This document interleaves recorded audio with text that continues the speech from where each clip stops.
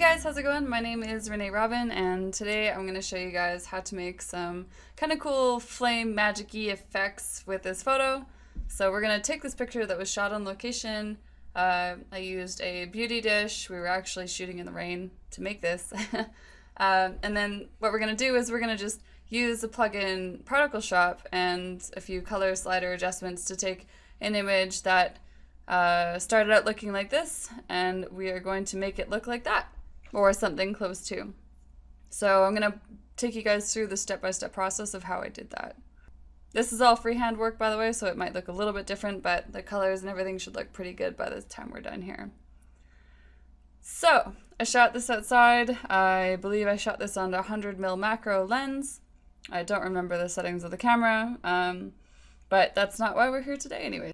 First thing I'm going to do is, this is my background layer, so I'm going to duplicate my layer. How I'm going to do that is I'm going to go onto my keyboard and I'm going to hit Control J or Command J. So we'll duplicate that. And then what we're going to do is we're going to go up here into Filter, going to go to Painter, and then we're going to go to ParticleShop.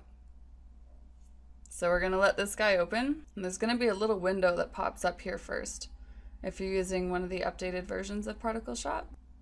There we go. Okay, so we recommend you create a copy of the selected layer object or image before you paint in ParticleShop. So this is why I duplicate my layer. Apart from having, it's always a really good idea to have a background copy layer in case you want to have a point of reference in which to compare to where you started, to so on and so forth. I never want to work on my background layer. So in this case, we duplicated the layers, so I'm going to go into Launch ParticleShop. So from here, one of the first things I did when I created this image was I went into the Fire pack. So there's a whole bunch of packs here, right? So we have Starter Pack, Dust Debris, Fabric, Fine Art, Flame, Fur, so on and so forth. There's a ton of stuff here with a lot of options. So I mean, we could go Dust and Debris, and there's all these things here. Fabric has got, you know, all these different brushes that behave in a bunch of different ways, and they're super fun. I like to play with the flame brushes because that's just a personal thing. I'm going to go over here to my color wheel, and the color's kind of Let's maybe add a little bit of yellow into this guy here. So I'm going to keep in mind, you know, I used to draw as an illustrator, but it's been a long time. So I approach these images not so much from an illustration standpoint, but a photography standpoint. So instead of trying to redraw everything, I'm just trying to add some behavior to this image that I think is going to look nice. So I'm going to add just a little bit of stuff around her hands because she's got some magic-y stuff. A little bit of stuff around her shoulders. And you see how it's kind of creating this really cool kind of webbing effect, right? Which I think is quite fancy. I'll zoom that in a little bit more. So I'm just going to kind of balance out some of this stuff here and bring some of this around here on her dress. It looks kind of nice. And a little bit of filler over here. So I kind of just want her to look like she's kind of wrapped up in this little mist of magic, you know, just kind of cute and pretty and delicate. I don't necessarily want the effect to take over the entire image. I want it to enhance the image. So actually, you know what? I'm not a big fan of that right here. So I'm going to erase that. So I hit the E for the erase button, which of course highlights right here. I'm going to go back to my brush, and I'll pan that across. Maybe a little bit. Erase that too. Back to my brush. So I do recommend getting really comfortable with your shortcut tools. Shortcuts are very, very, very nice. Shortcuts, of course, are keyboard shortcuts. So generally B is brush and E is eraser. So I'm just going to draw this stuff in here, and I think that looks not too bad. This here might be a little bit strong, but we can deal with that a little bit later on here. A little bit more filler. A little bit of stuff up here. All right, so I'm just going to go save right now. And it says right here, choose how to apply the brushstrokes you've added in ParticleShop. Merge the brushstrokes with the source content, or save only the brushstrokes. So saving only the brushstrokes means that I'm just going to get a transparent layer that spits out on top of everything else of only my brush strokes. So for me, that's my preference because these brushes are sharper than my actual photograph. So I'm gonna blur these brushes separately. So save only brush strokes for me is probably what I'll choose, well, is what I'll choose to do. So I'm just gonna hit OK. And now our layer that was originally a picture is now transparent. So you see this here, we can turn this on and off, we can turn this off, and of course you can't see much. Create a new layer. Fill that layer with black. So to create a new layer, I hit Control-Shift-N. So now we can see exactly what our brush strokes look like. So I just filled in this layer, I created a new transparent layer, and I filled it with black so I can see what my brush strokes are, because of course without it, it's pretty difficult to see. So it's just giving me a comparison point to see kind of what the lines look like in the image. I'll turn that off.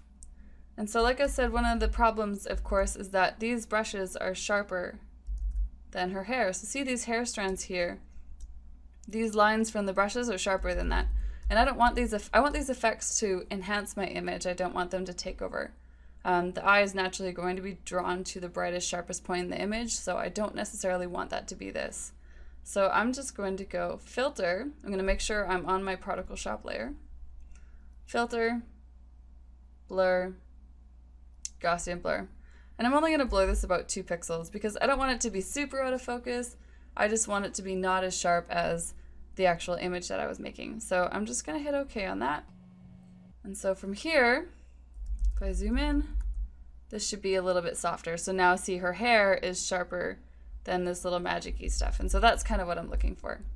Now what I'm going to do is I'm going to duplicate this layer again. So our background layer, I'm going to hit Control-J, which is going to duplicate that layer for me. I'm going to drag down this layer here. I'm going to drag this down here and I'm going to merge this brush strokes now with this layer here. So I want to see all of my effects. So I'm just going to merge this down by going Control or Command E. If you're on a Mac, it's Command E. And it's just going to merge them together like that. So now what I want to do is I'm going to duplicate this again before I forget. Going to duplicate this again so that now I have a working layer. So because I know that this layer is going to turn transparent on me, remember? So I have my save layer here. I can just call this flame brush so that I know I have it. And then I have my working layer here. I'll go Filter, Painter, ParticleShop. Okay, so now we're back in ParticleShop. I'm going to go to the starter pack, and there's a pack here that's called the light pack, or the light brush. And the brush I think is really, really cool. I'm going to check my color. I want this to be white. I think that'll look nicest. And I'm just going to, and this is pressure sensitive, so if you're using a Wacom tablet, it's going to behave very, very nicely for you. If you're not familiar with what a Wacom tablet is, there are these little tablets that are kind of like drawing in computers, and I love them. I adore them.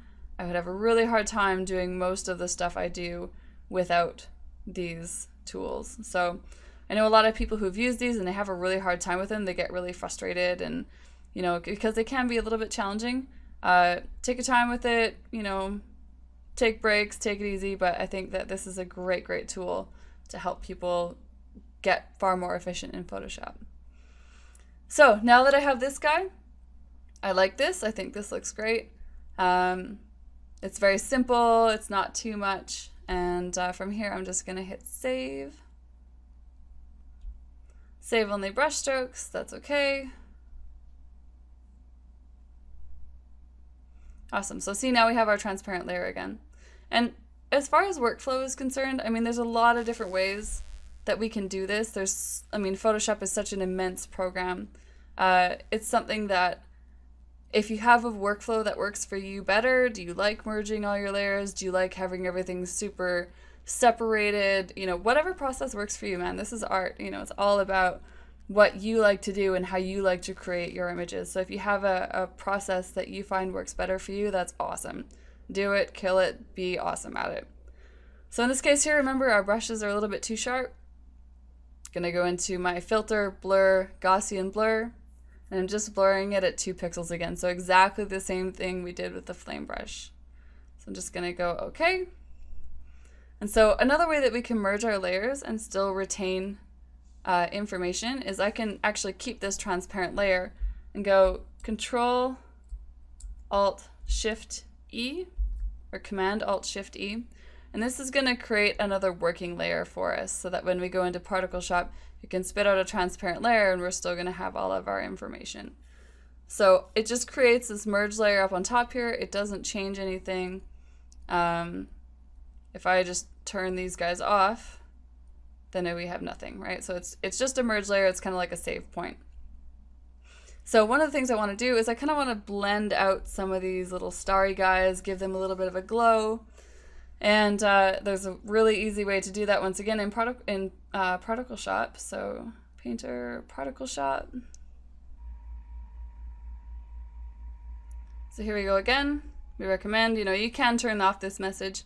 It's simply because I do a bit of teaching that I want to be able to have this notification pop up. So we're just going to hit Launch ParticleShop. So the other one that I love to use is debris. Debris is really pretty to me. I'm going to make sure that I'm using a white brush. And it is. It's a nice little thing. So I'm just going to soften the edges of these brushes, of these stars here.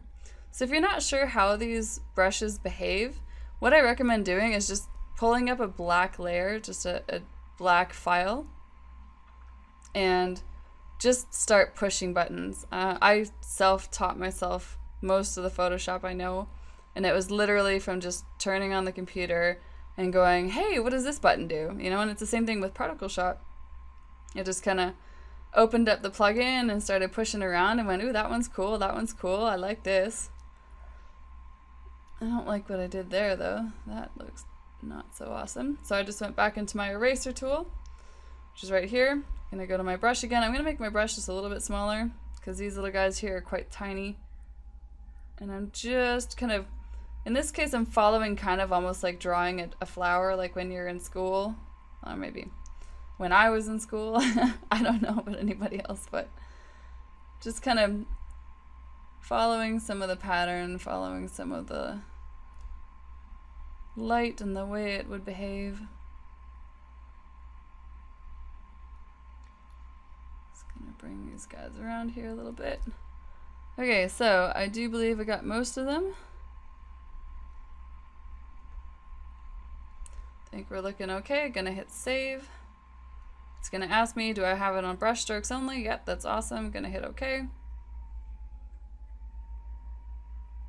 And of course, what we were doing before, one of the problems, of course, is that these are too sharp. So filter, blur, Gaussian blur. 2 pixels for me is fine. In this case, with this image, I think it'll look just fine. Here we are. We have our magic-y stuff in relatively short time here, just a few minutes. We've gone from having this to this. So now one of the things I like to do is I like to colorize my images. So from here, I like to play with throwing color layers over top. So I'm gonna hit Control or Command Shift N, which is gonna create a new layer. And I'm gonna call this Soft Light. I'm gonna hit OK. And see, I've got my paint bucket tool open right here. I'm gonna double click on my black, which is my color panel down here on the left hand side of the screen. And I'm just gonna go up here and I'm gonna pick a yellow. Something kind of like that. And I'm gonna fill the screen with it. I'm gonna change my blending mode of my layer, which if you've never played with blending modes, this is one of the best things I think Photoshop ever created. We're gonna go down here to soft light. So this is another one of those things that I recommend kind of playing around with, is playing and understanding blending modes. It's a really, really good time. So this obviously is way too strong. This is too much of an effect over the entire image. So I'm gonna turn this down a little bit. Let's see here. Probably right about here looks good to me. Not too shabby. So it still looks kind of funky, right? This is groundwork for the color work that I want to continue doing on this. So this isn't where I'm going to end. So from here, there is this little half circle down here at the bottom. And this is adjustment layers. So a lot of times what you can do is you can go image, adjustments, and then it'll pull up a whole bunch of adjustment layers, but that's doing work directly on the layer. So I don't want to do that. I want to do this non-destructively so that I can come back in and change my mind if I want to. So I'm going to go here, grab this little half circle guy, and I'm going to go to my selective color adjustments. So selective color, of course, is pretty cool. I could grab like my reds or my greens or my cyans, and I can edit, like manipulate these colors independently. There's not a lot of green in this image, so it doesn't do much good. But I'm going to go down here to my neutrals, which there's lots of course, because here we're dealing with tone. So see here, I could make everything blue or super red or whatever. It's super fun. So what I think I'm going to do with this is I'm going to pull down my cyans a tiny little bit. So it's going to add a little bit of a red tone to everything. And I think I'm going to play with my magentas. Maybe we can add a little bit more magenta into this image. Make it a little bit more golden colored. Let's see here. I'll play with my yellows a little bit more. So this image is really looking way too warm, and that's totally okay because how we're going to continue manipulating the colors afterwards is what matters. So I went from my neutrals, I'm going to go to my blacks now. So my blacks, if you ever want to see what color is being affected, turn the thing all the way. Turn the slider all the way and you can see what's going on. So you might be into that look or that super extreme whatever. It's totally up to you. This is the cool thing about photography is totally, about art in general is that it's totally up to whatever your taste is. So do whatever you like. But in this case here, I'm going to add a little bit of cyan. I'm going to counteract some of that yellowness that's going on in the entire image. So now I'm adding some cyan into the darker part so that the yellow is starting to separate a little bit on the subject and the magic-y stuff that's flying around in the air. So I'm going to play with my cyans. Let's play with the magentas a little bit. Of course, that's next on the slider. And this is kind of reducing a little bit of the contrast. There we go. And let's do the yellow. So once again, it's getting pretty yellow on here, but there is a purpose. There's a purpose for everything. So now what I'm going to do is I'm going back here to my little half split circle thing here, and I'm going to go to a thing called color lookup. So I'm clicking on this guy here, and there's these things called LUTs, and these are basically a whole bunch of presets on colors that you can kind of work with that can look really, really cool. So you can slide through some of these guys and go, you know, oh, these are actually really, really awesome. Some of them are not so awesome. However, once again, it all kind of comes down to flavor. So the one that I really like to use is this futuristic bleak. I think it looks really awesome. So you might be wondering, well, why didn't we just do that right off the get-go? Well, the thing is that if I turn these two off, it actually changes the way that this particular color lookup layer behaves. So having these two adjustments in here were very important. Having so much yellow in the image actually adds some of those yellows back into her skin tone. So she doesn't just look completely washed out. So that overdone way too much yellow in the image is actually from the desaturation effect that happens from the color lookup, it balances out quite nicely, in my opinion. So the next thing that I'm going to do here is I'm going to create that merge layer. So that's that shortcut that I was saying where we take all of our information. So we're going to take these layers here, this flame brush, all the way to our color lookup, and we're going to create a merge layer on top of it all. So it's kind of like a save point. So I'm going to go Alt Control Shift E or Alt Command Shift E for Mac users. And I'm going to play with the blending mode again. So I'm going from normal. I'm going to slide this down to multiply. So this is way too much, of course, right? It's way too dark. I'm going to create what's called a layer mask. So that's this little box right here. And so what this does is this works kind of like icing on a cake. So if I have this image, this effect is way too strong and I want to lessen that in certain areas, then I will paint. This box here is white. I'm going to paint with black over parts of her face. So right now it's 100% of everything. And now we're seeing what is underneath this layer. So that effect, of course, is far too strong, and that brush is all the wrong textures. So I'm just going to grab a big soft brush, I'm going to knock my flow down to about 12%. I'm just going to bring this out just a tiny little bit. Make it nice and soft and gentle and kind of work with some of that magic-y line stuff that's going on. So this is still, the effect is too strong, and I like my effects to be quite subtle, so I'm just going to turn down the opacity of this layer so that the effect is there, but not overwhelming and not overpowering. I'm kind of the opinion that retouching should not be extremely obvious. I think that retouching should be very gentle, and people should not be able to tell what you did. I mean, apart from the obvious, she's got magic-y stuff flying all over the place, but, you know, it still should be, even with the case of this vignette here, I don't want it to be massively obvious. I just want it to be gentle, and I want it to enhance the image.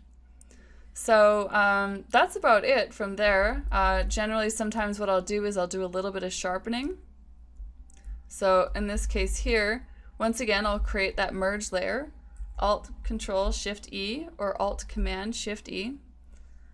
And I'll go Filter, Sharpen. I'm going to go to Unsharp Mask.